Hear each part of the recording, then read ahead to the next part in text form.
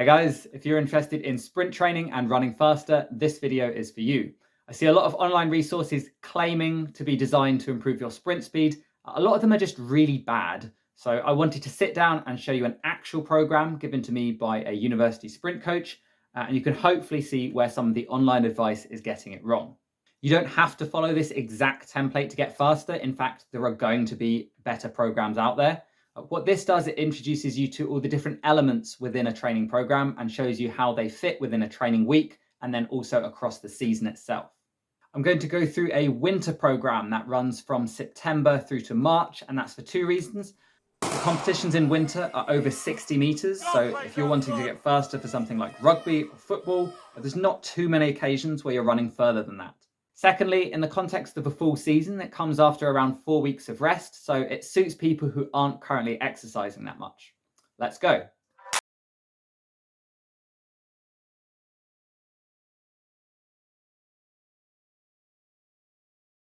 I'm going to start with a program layout, which has two main views. The weekly view, which is the main focus of training on each day of the week, and then the view across different weeks, which are split into blocks. If you want their fancy names, then the whole winter program is a macro cycle, a 4 to 8 week training block is a mesocycle, and a single training week is a microcycle.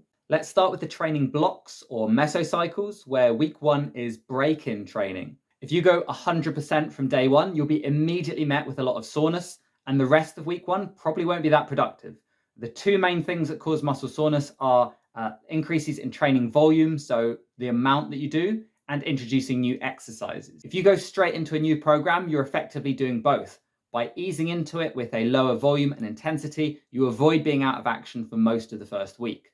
As a bonus, you get a chance to familiarize yourself with all the new exercises and movements. The true week 1 is when you hit GPP, which stands for General Physical Preparedness. Here you're building up your overall fitness, your strength, and your ability to handle the volume and intensity of training that will come later in the program. In this program, there's a week or two where you start transitioning to SPP, which is Specific Physical Preparedness. This is where the exercise is more closely aligned with what you need to accomplish for your given sport. This was an 8-week phase, followed by another transition into the final training block, the competition phase. Here, the training volume comes down, the intensity goes up, and it might include a taper, which is a further reduction in training load for 4 to 7 days so that you're really fresh for a specific competition. The whole winter program is 25 weeks long. Personally, having followed it last year, I didn't need multiple break-in weeks. The competition phase just extended as long as necessary to fit in all my competitions, culminating in my county championships. I exercise quite regularly, so if you're coming to sprint training without that training background, then you can absolutely take multiple weeks to slowly build up to GPP. A lot of people won't have 25 weeks to get faster, so if you only had 8 weeks, you would just shorten the length of each training block, prioritizing SPP. Okay, now that you've seen the training block, I'll cover a single training week. This was written for university students, so training was scheduled outside of lectures. We trained Monday to Thursday evenings and then Saturday morning. The main focus of the session stays consistent across the whole year. Mondays and Wednesdays are fitness and conditioning. Tuesday is the pure speed work, which is the bit where you actually get faster. And Thursday and Saturday was closer to speed endurance, improving the ability to run again and again without getting slower.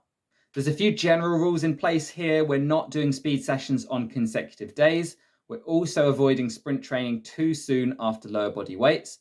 And there are 2 full days without sprinting before the pure speed session. Hopefully that all made sense. Next, I want to go through the individual elements within a training session. And yes, I'm starting with the pure speed work. For the initial warm-up, it's actually just a lap of the track, which is 400 meters. Stopping every 50 meters to do a few squats, push-ups, or lunges. You want to be a little out of breath and to get the heart rate going. You can then put in 5 or 6 other warm-up exercises. There's a vertical jump program, which has a really short and effective warm-up, which I've linked to in the description below. The first part of the main workout will either be jumps or throws. For jumps, a good option is box jumps because you get all the benefits of going up while avoiding the hard impact of landing. Jumps teach your body to generate force in a short space of time. If you think about sprinting, you don't spend that long on the ground. So while you might jump a few centimeters higher with a really deep knee bend, It's better to be reactive and quick. That being said, there is a place for developing what is known as starting strength. Out the blocks and for the first few strides, you're in quite a crouched position and you do have longer to apply force to the ground. There could be a jump with no momentum where you pause before takeoff. If you have access to a medicine ball, it's another great option, something between 3 and 6 kilos. This program covers 3 main movements with a med ball: an overhead backwards throw, a between the legs forwards throw, and a chest pass. Again, these movements are teaching your body how to apply force explosively in a short space of time. And the angles of some of the forward throws are close to what you'd see in sprinting. Similar to the jumps, you can have throws from a standing start or you can hop into them, which generates momentum and allows you to execute the movement in less time. I'm using a 4 kilo slam ball here. This is non-bouncy, which saves me having to chase after it, and it cost around £20. Warm-up 2 is your speed-specific warm-up, which involves 3 elements. Firstly, leg swings, 20 each way laterally, then 20 each way front on. That's followed by what I know as scorpions, but there are several names for it out there, and the version lying on your back as well. Lastly are the sprint starts. When you're doing GPP, these are done on grass in football boots, and in SPP and competition, you'll be at the track in sprint spikes. You can probably get sprint spikes for under £50, though the elite ones do cost closer to £150. There are 6 runs in total that build up in intensity, which is exactly what you want when you're sprinting. For the first 2, you start face down, then roll back and stretch one hamstring, roll back, stretch the other hamstring, then roll out and accelerate at 50 to 60% effort to 10 meters. The next 2 reps have a single rollback and are 80% effort. You only really need walk back recovery for these. The final 2 reps, you should be ready to go flat out. And by starting from the floor, you're teaching your body to accelerate from that really low position. Now that your body is all warmed up, you can move on to the sprinting itself. In GPP, these are hill runs. You need a relatively gentle slope and space to run up to 20 meters. By running up a hill, you are mimicking the body position you have during the acceleration phase, teaching yourself to drive down and back with the legs in a piston action. You're also less likely to injure yourself running uphill, and the slower speed gives you that little bit longer to focus on technique. A session might be something like 3 sets of 3 hills, 20 meters in length, with 3 minutes rest between reps and 5 minutes between sets. How long does it take to run 20 meters uphill? I'd imagine it's about 4 seconds. Contrast that with this article on the first page of Google, which says 15 seconds. 15 seconds flat out uphill won't be far off 100 meters, depending on the steepness, which is a bit of a difference.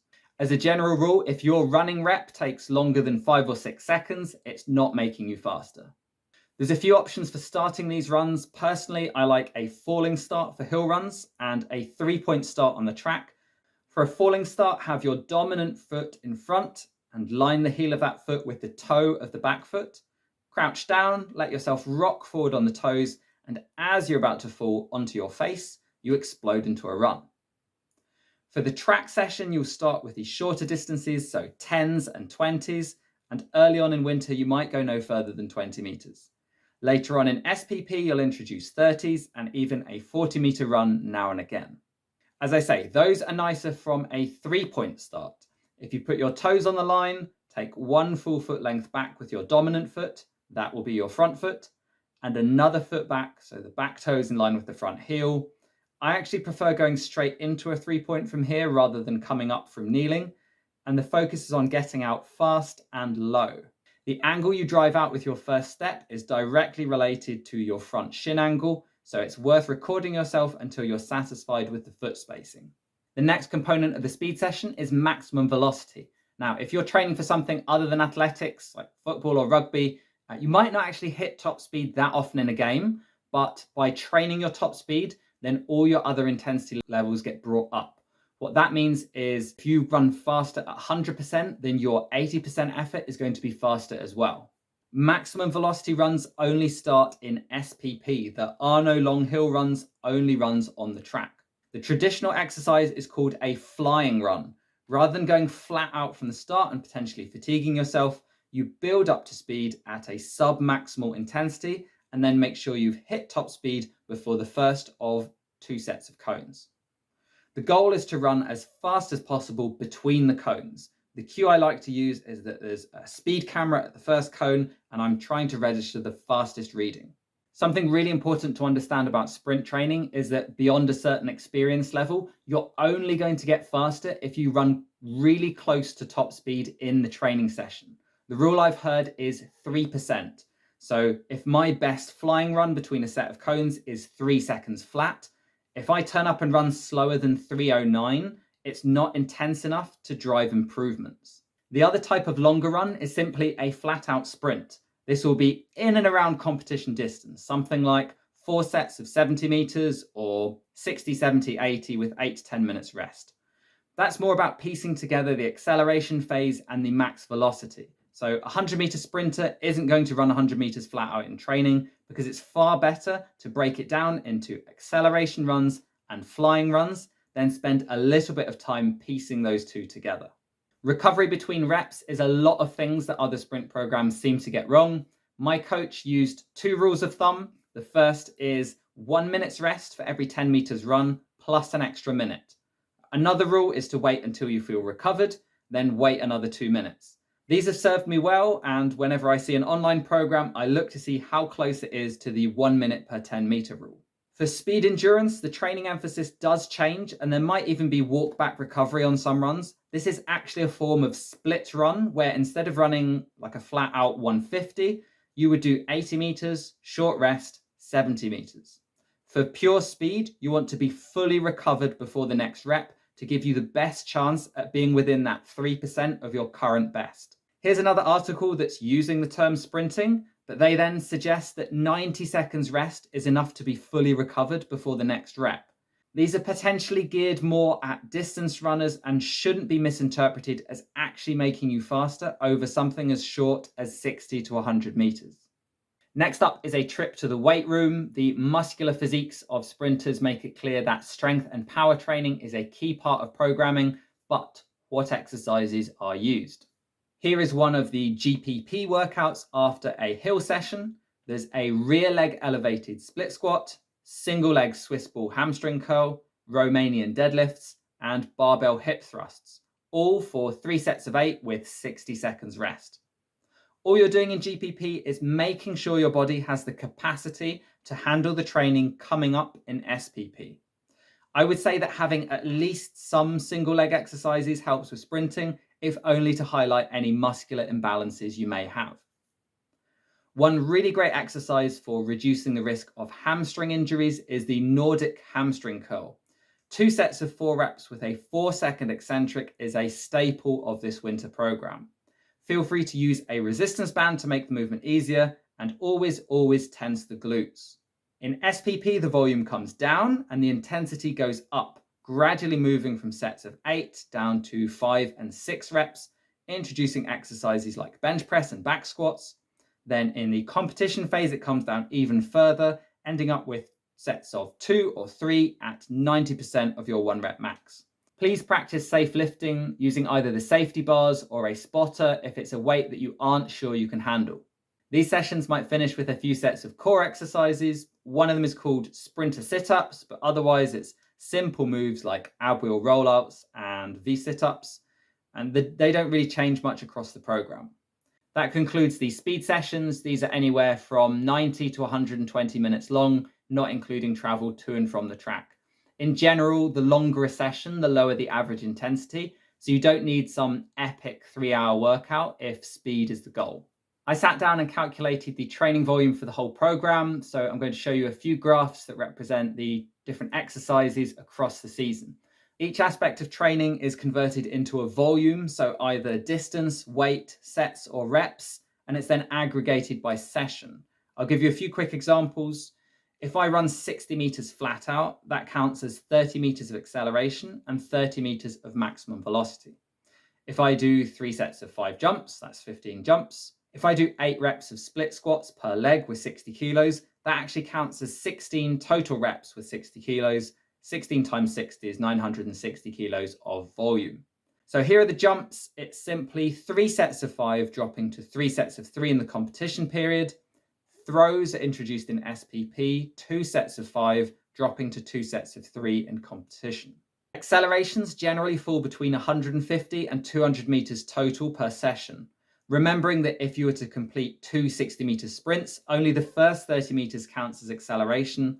So the session might be 220s, 230s, and 260s for a total of 160 meters acceleration. Anything after 30 meters is classed as top speed or max velocity. Not quite as much total distance in the session as the focus is on pure speed. Notice that there's no top speed training in GPP. As I mentioned, this is likely a mixture of the injury risk of upright running during a period of high volume strength training and the fact you probably won't get close enough to your true peak velocity to improve. I would be very wary of any sprint program that tells you to run at top speed from week 1. There is no upper body session on speed days until SPP, and the volume comes down quickly, but as you'll see later, that's made up in other parts of the training week. Lower body, as mentioned, is high volume until SPP, when there's a dramatic shift to only completing 3 sets of 5 back squats, and during competition, even those get dropped to ensure full recovery. Finally, core work, not that exciting, but 3 sets of 3 exercises, dropping to 3 sets of a single exercise in competition. The next session I'll cover is speed endurance. The main goal here is to maintain top speed or as close as you can to it for a longer period of time. When you see a 100-meter race and an athlete pulls away from the pack, it's a combination of them having a higher top speed and being better at holding that speed while the others fatigue. Nobody is running their fastest 10-meter flying run between 90 and 100 meters. It just looks like that. A main component of speed endurance is fighting against the breakdown of technique that comes with fatigue, because once you've lost your technique at top speed, it's very hard to get it back. The warm-up is exactly the same as the speed session, so I don't need to repeat that. Something to get the blood flowing, then some mobilizations and activation drills. The types of throws done are the same as well, but more focus on the variation where you hop into the movement with greater momentum. Warm-up 2 was covered earlier. That's your leg swings, scorpions, and 6 10-meter starts. The hill runs in GPP were 10 meters, 2 sets of 10 with 60 to 90 seconds rest. In SPP, the shorter sprints were normally 3 sets of 30 meters, maybe introducing some 40-meter runs in the competition phase. The longer sprints are much higher volume for speed endurance and not 100% intensity throughout. There is the introduction of an intensity limit, so it might be a 60-meter run with a 20-meter intensity limit. That doesn't mean you stop running at 20 meters, it's about looking to maintain the speed you've already built up. It also doesn't mean that you snap into upright running at 20 meters. You can still transition slowly, but without increasing speed. At the start of SPP, this might be 3 sets of 3 runs with a 25-meter intensity limit, with walk-back recovery between reps and 4 minutes between sets. As you move through SPP, you're extending out the rest between reps and sets, while gradually moving out the intensity limit. It's worth timing these runs, not to try and set a personal best, but to monitor the fatigue that's happening through the reps. If I'm doing 3 sets of 3, I typically see no more than 0.1 seconds difference between the first and third reps. Then what I've labeled technical drills is high knees. These are actually very challenging and not to be underestimated. Instead of distance, we work off contact. So every 10 meters will be 10 contacts per foot. It's only programmed in SPP, starting at 3 sets of 40 meters and finishing with 5 sets of 50 meters and a relatively short recovery. As mentioned earlier, fatigue in the hips and a general breakdown of technique will limit your speed endurance, and here the aim is to keep the same cadence and posture the whole time. Weight training after speed endurance is initially only upper body, so for break-in training in GPP we have a bent over row, dumbbell incline press, skull crushers, overhead press, and plate raises. All 3 sets of 8 with 60 seconds rest.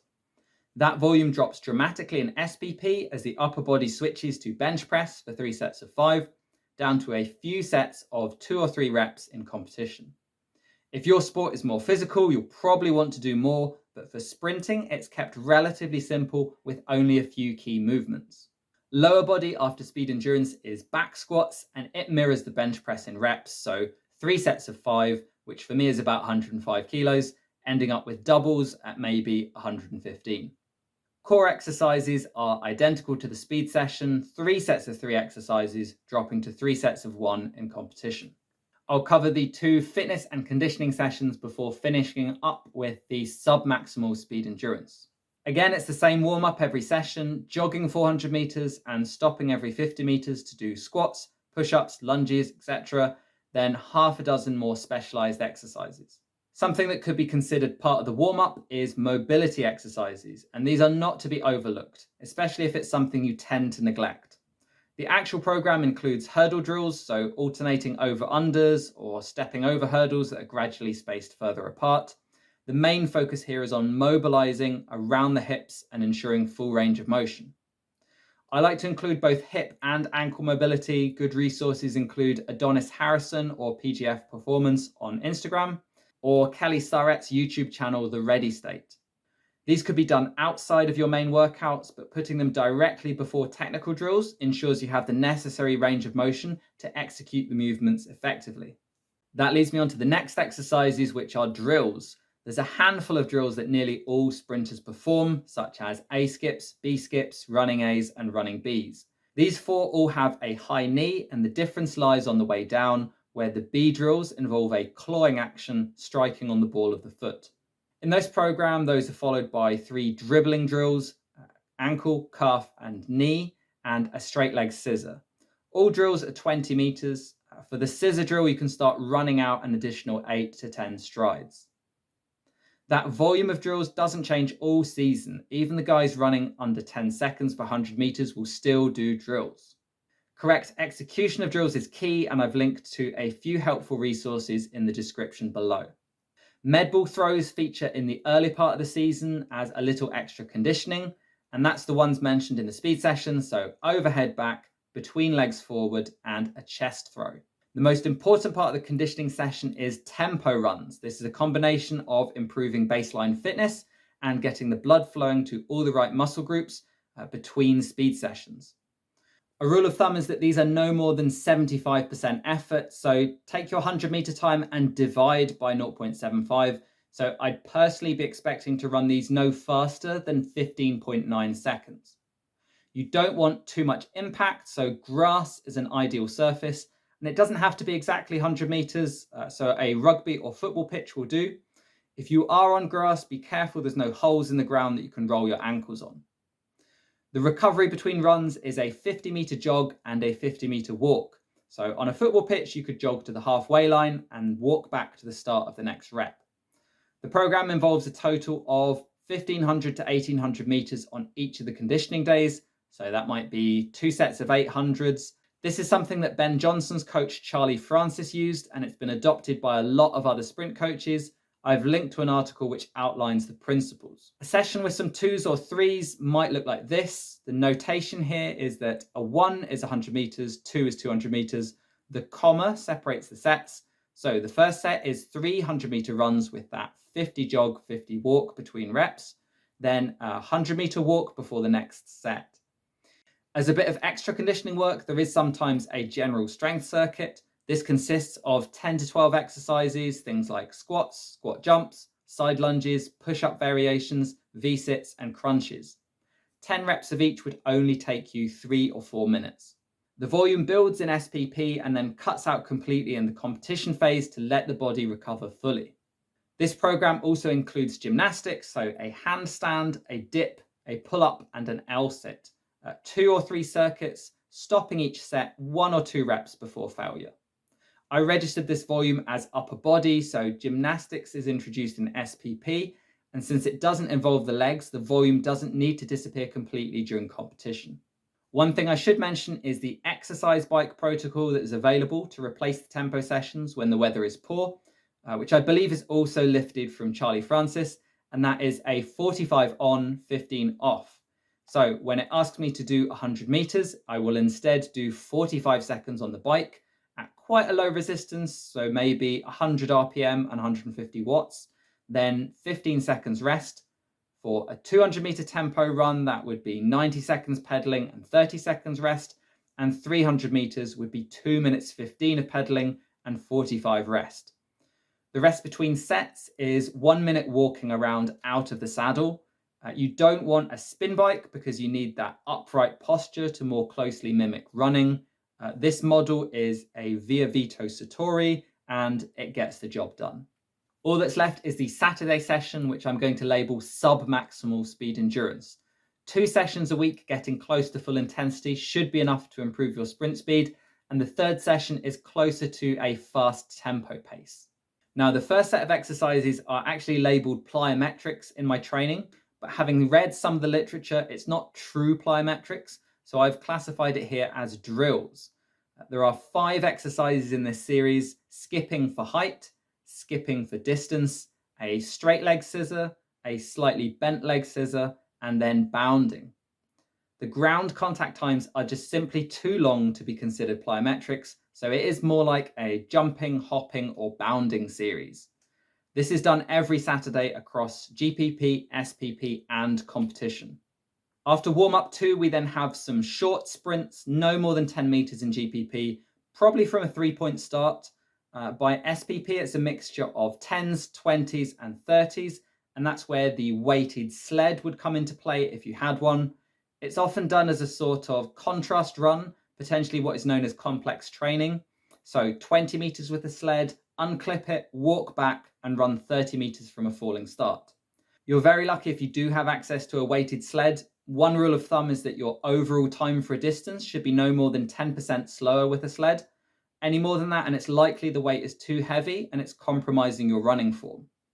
Another rule I've seen a coach use is that you only reach 50% of your maximum velocity. So if you can run through a set of cones at top speed in 2 seconds, use a sled that means it takes 4 seconds. If you don't have a sled, there are other ways to train with resistance. On grass, you could pull a weight on a rope, and there are also mini parachutes you can get online for under £10. The explanation I've heard for resisted runs is that much like power in the weight room is trained with submax loads, peak sprinting power is somewhere between unresisted running and pulling or pushing a sled where it's barely moving. In the competition phase, you might see block starts for longer distances. This session was 30, 40, and 50 meters from blocks. Again, if you aren't a track sprinter, you don't need to bother with blocks. Even if you are, I've run against plenty of people going under 12 seconds who still don't use blocks. The longer runs are only introduced in SPP, and it's often an abbreviated version of what was done in the speed endurance session. Instead of 3 sets of 360s with a 20-meter intensity limit, it might be 2 sets of 2. The reason the volume is absent in some competition weeks is because Saturday is when you might have an indoor race, which replaces the session itself. That's followed by what my training group would call hard tempo. So the pace is a touch faster. For me, instead of 16 seconds per 100, I'm looking to get down to 15 seconds, possibly even lower. There is no jogging or walking between reps. You run 100 meters or the length of a football or rugby pitch, immediately start the recovery timer and run back 30 seconds later. This starts out as 3 sets of 4 and slowly transitions into longer runs at the same pace. So a 250 meter run will be 15 seconds per 100, so about 38 seconds. If I check my training log, I average 15.2 for both sets of hundreds, and I ran the 250 in 39.2. These get quicker in the competition phase. I've heard coaches say that the ultimate pace to aim for should be the same as your goal 400 meter time. I only ever ran one 400 meter at university as part of a decathlon, and I finished in 53.6, meaning back when I was at university, I'd want to be doing these as fast as 13.4 per 100 meters. And then it's weights. In GPP, it was a repeat of the Tuesday leg session. So rear leg elevated split squat, Swiss ball curls, Romanian deadlift, and hip thrusts. SPP is the same as the other 2 sessions, 3 sets of 5 squats with the rep range coming down in the competition phase until it's 2 sets of 2. Upper body involves bench press during the break-in training and again in the transition. This is 3 sets of 8 with 60 seconds rest. In SPP, the bench press is back to 3 sets of 5, and in the middle part of SPP, there are dumbbell rows and pull-ups before going back to bench press only. Core is the same as the other 2 speed sessions, but feel free to mix up the exercises. I can imagine you've not been able to take everything in, so I'm going to recap all of the key elements using the training volume graphs. So drills. In the tempo sessions, pick 6 to 8 drills and do them for 2 sets of 20 meters. I've linked to some resources on sprinter drills in the description. Ideally, film yourself doing them because they're only useful if you do them properly. In the speed endurance sessions, those drills are the high knees, 10 contacts per leg for every 10 meter covered, and it should be really tiring. On the Submax day, it's the other drills, skipping for height, skipping for distance, very common sprint drills, and are absolutely worth including. Things like straight leg and bent leg scissors could be something you put on tempo days. Jumps and throws, a few sets of 5 jumps twice a week, introducing throws on conditioning days at first, and then as part of SPP later on, dropping to sets of 3 in competition. Then warm up 2 if you're planning any speed work, so leg swings, scorpions, and 10 meter sprints, gradually building up the intensity. Hills or short sprints, 10 to 20 meter hill repeats, moving on to track sprints in SPP.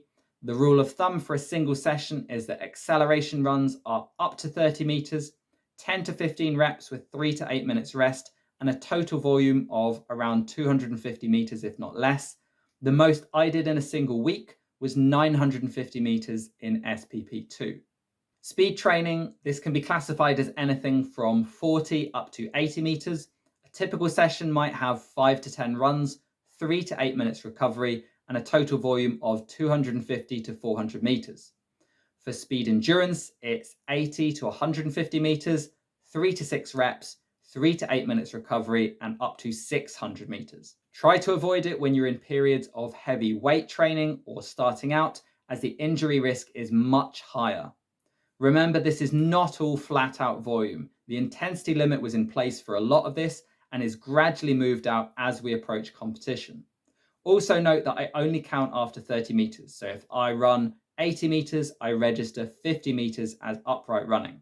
Tempo up to 2,000 meters per session, a mixture of hundreds, and if you can, then some 2s and 3s later on. That hard tempo session is on the Submax speed endurance day and will be repeat hundreds with 30 seconds rest, ending up with 300 and 200 meter runs at the same pace. Circuit training, I never noticed this, but it's only on one of the 2 tempo sessions in a given week. 200 total reps, moving up to 400 in SPP and early competition before being removed completely. Gymnastics is a bit like circuit training that naturally avoids anything for the legs. I registered this as upper body, where a pull-up can be counted as body weight. So 10 pull-ups at 70 kilo body weight is 700 kilos of volume. The fatigue doesn't hinder sprint training, so these can be done right through the competition phase. Lower body weights, 2 quite high volume sessions a week for the first 8 or 9 weeks, then dropping to 3 sets of 5 squats for the rest of SPP, right down to 2 sets of 2 in competition. Upper body weights, usually 1 session a week, then spreading it out and only focusing on bench press. Again, down to 2 sets of 2 in competition. And core, 3 exercises for 3 sets each after every speed session, dropping to 1 exercise for 3 sets in competition. One other consideration for the program is how you want to measure progress. The obvious one is running faster, but that's not your only option. I saw some data from the NFL Combine where broad jump correlated with 40-yard time. I was timing my 30-meter runs throughout the season, and I worked out a rough mapping from 40-yard to 30-meter time and came up with this. I also added in theoretical 100-meter time, but you need to appreciate that one sprinter could be faster to 30 meters and another to 100 meters, so it's only an approximation. What you can hopefully say is that if you see your broad jump improve significantly, you can expect that to translate to your 30-meter or 40-yard time. Another thing you can do is look up split times for international competitions and compare those to your training times. Because of the speed I run, I've had better luck looking at women's 100-meter times. The result is this table, which I made and I found helpful in relating training times to competition. Bear in mind, the shorter the distance that you're timing, the more effect that human error has if you're starting and stopping a watch. I wouldn't trust a hand-timed flying run shorter than 20 meters because you only need to be off by a few hundreds for it to be completely unreliable. You can film yourself, remembering that there's also an error from the camera angle. I like to press record, then go and stand level with each of the cones so that when I watch it back, I know the exact point my chest is crossing the line. These sort of things are great to measure on a weekly basis in the same session each week to see if you're at least trending in the right direction. Since this video clearly isn't long enough already, I wanted to finish with how my actual indoor season went when I followed this program. First, I want to show this view. Thanks to my wearables, I was in the habit of recording my exercise and could then look back and see how much time I was committing per session. I moved my 3 speed sessions at the end of SPP2 to accommodate other commitments, and those were the most time consuming. Initially 1.5 to 2 hours, and later close to 2.5 hours, which does include travel to and from the track. My conditioning days lasted up to 60 minutes, not because that's how long they took, but because I had to fit them in and around work. I would often skip circuit training or some of the drills, and I did a lot of my tempo sessions on the bike to save the 15-minute round trip to my nearest football pitch. On average, it's about 7.5 hours of training per week, which is not an insignificant time commitment for someone with a full-time job and several children. As you can see, I only had 2 races, an open meeting and my county championships. Before that, I'll cover the weekly measurements I was taking. I tried a counter movement jump and didn't see much change. The better jump was a broad jump, which seemed to trend upwards across the winter season. A 240 centimeter broad jump just under 8 feet is meant to correlate to a 4:46 30-meter time. I did measure 30-meter time as well. I didn't progress much there, but 4:45 is pretty much spot on for the broad jump. For any flying runs, I also worked out a 10-meter split, and that did come down nicely in the competition phase. If we look up 4:45 for 30 meters amongst the professional female athletes, we land around here between 7.6 and 7.7 for 60 meters. And using a 10-meter flying run of 1.12, that would be more like 7.9. My acceleration is much stronger than my top speed. I'm often leading a race at 30 meters only to be overtaken. And in my 2 indoor races, I ran 7.68 and 7.63. For reference, my best wind-corrected time for the following outdoor season was 12:01. Hopefully that was a very helpful crash course in sprint programming and you've learned something new to it. If you're a fellow sprinter, I'd love to hear what exercises you feel are almost essential in your program, particularly those that you didn't see in my program. I should note that as university student athletes, my coach didn't want to invest the time to teach us Olympic lifting because we would only be there for a maximum of 3 years. So that's why that was absent from this program. This coming winter, I plan to include direct calf training, both from seated and standing, due to its beneficial effect on the Achilles.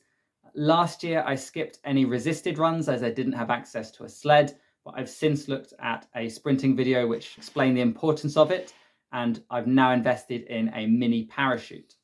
I've spent a lot of time looking through various sprint training resources, but if you can recommend any other good ones that you don't see here, please post them in the comments below.